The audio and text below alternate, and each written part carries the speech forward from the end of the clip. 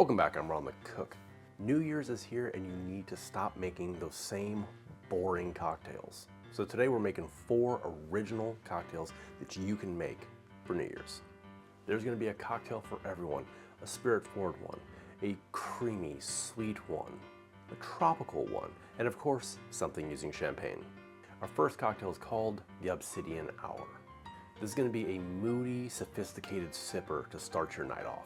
It plays on the old-fashioned template, but uses dark, moody winter flavors. One thing you'll need to prep before this cocktail is made is our burnt sugar syrup. We're gonna start by toasting our spices. We've got 1 star anise and 4 cardamom cloves. I'm gonna turn our heat up to 350 degrees, or medium-high. I'm gonna use my muddler and smash each one of the cardamom cloves. Crush the star anise as well. It's gonna take 2 to 3 minutes. Right when you start to smell the spices, you're ready. Now, we're gonna sprinkle in 1 cup of granulated white sugar and about 1/4 cup of water.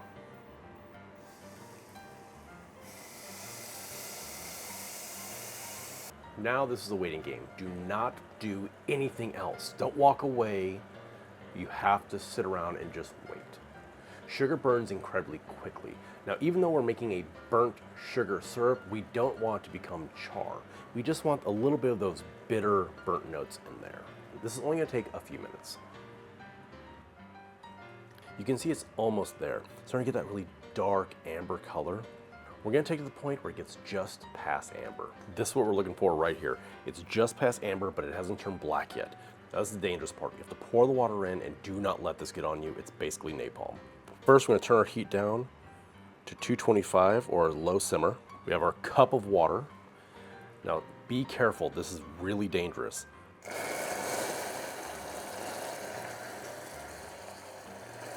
Now give it a stir.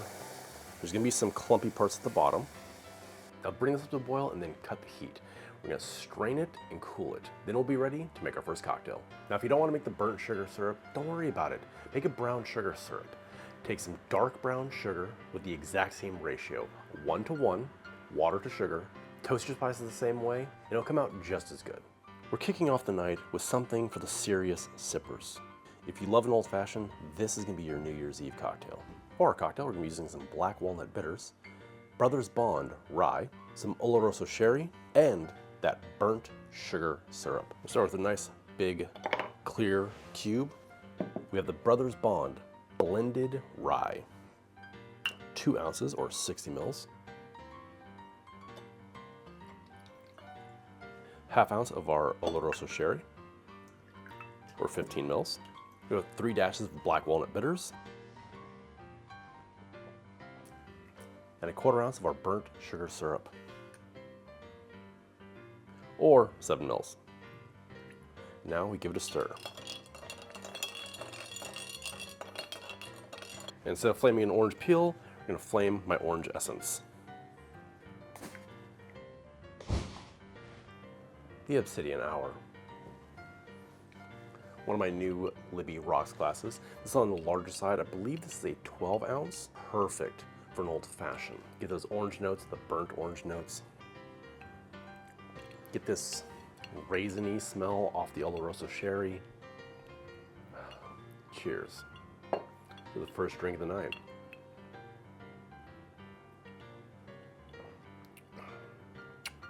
Oh yeah, that burnt sugar flavor. It has a touch of bitterness, but overall sweetness.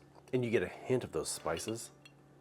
The black walnut bitters really gives you that nuttiness you need for something like this. The flavor profile is definitely deep aromatic, some of those spicy notes from the rye, spices from our syrup, and a little bit of nuttiness. The perfect cocktail to start out the evening. The next cocktail for New Year's is gonna be tropical and influenced by 2 of my best friends. They both love, possibly live, off of tequila. And since one of them is a Capricorn, sharing a birthday with my grandmother, I'm gonna call this one the Tropics of Capricorn. Most people think that tropical drinks are only for summer. I disagree. We have a tropical base, but with winter flavors. So for the cocktail, you're gonna be needing Centenario, some Ancho liqueur. You can use this one from Napa Valley Spirits, or you can use Ancho Reyes, fresh blood orange juice, a little bit of lime juice, and my spiced syrup. Link in the description below if you want to make this at home. Let's start with our tequila. We're going with 1.5 ounces or 45 mils.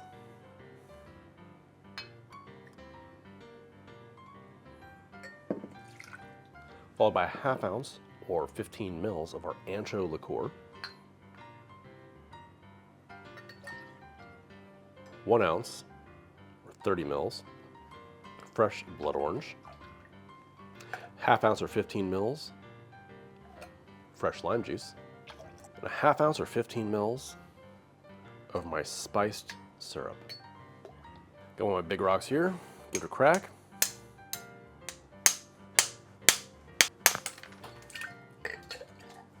Always a mess. And shake for about 15 seconds. Now let's double strain into my Libby etched coupe. And we garnish with freeze-dried blood orange floating right on top. Look at that color. It has a tropical look to it, but it tastes, winter. You can smell the roasted agave, that blood orange, and a hint of those spices. Again, if you want to make this exact syrup, link is in the description below.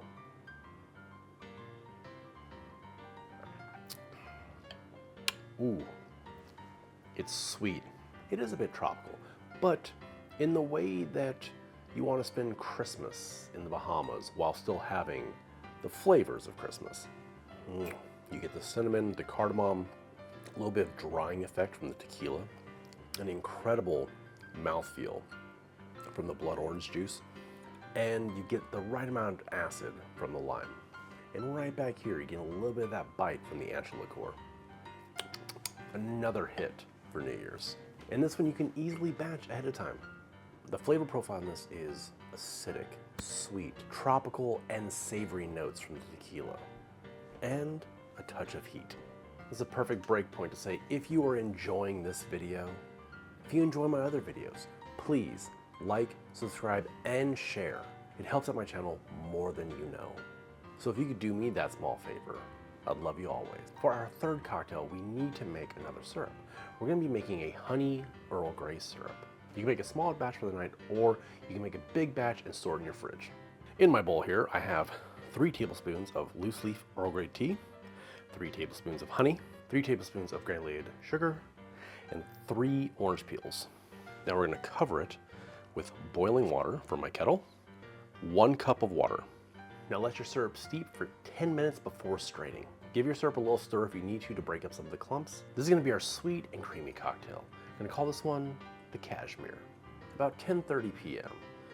people start craving that chocolate martini, that espresso martini. Instead of making that old, boring cocktail, make something new. For the Cashmere, we're gonna be needing some aged rum, going to Fleur de Cagnes 12-year, our Earl Grey and honey syrup we made earlier, some heavy cream, and a touch of bourbon vanilla extract. Start with our rum, we're going 2 ounces or 60 mils, Fleur de Cagnes 12-year. Next we have our Earl Grey and honey syrup, going with 3/4 of an ounce or 22 mils. And then a 1/2 ounce or 15 mils of our heavy cream. And this is homemade bourbon vanilla. I'm gonna take a little less than a bar spoon. Just need a couple dashes. Like always, have my big cube here. And shake vigorously for about 15 seconds. For this one, we're going into a martini glass. And we're gonna double strain. And finish with fresh nutmeg. There's just something about fresh grated nutmeg, spiced.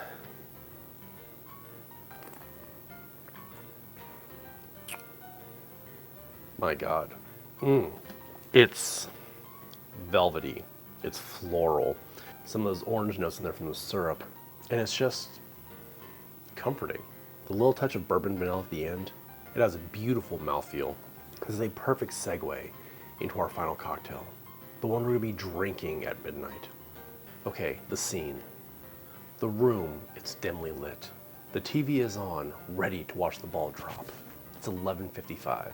You need some bubbles in your glass, but let's keep it elevated. Not just a glass of champagne, not just a glass of sparkling wine. Let's elevate what's in our glass, not just for a cheers. We'll be needing some London dry gin. I'm using Ford's. Apple brandy. If you don't have apple brandy, use an apple liqueur or pear liqueur.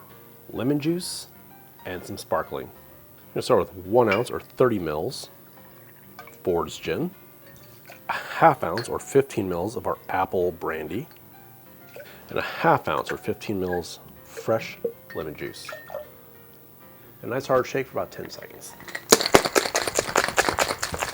Now we double strain into my champagne flute here.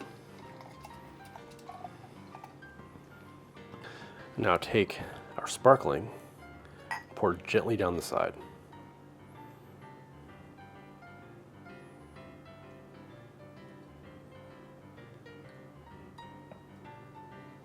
You want about 3 to 4 ounces. And to finish off, we've got a dried rosemary sprig, and torch it.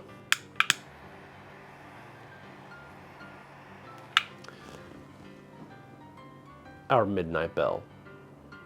Sparkling, effervescent, floral, a little herbaceous from the Ford's gin. It's crisp and it's piney. And obviously, as you see, there's no more burning rosemary. Take it out before you take a sip.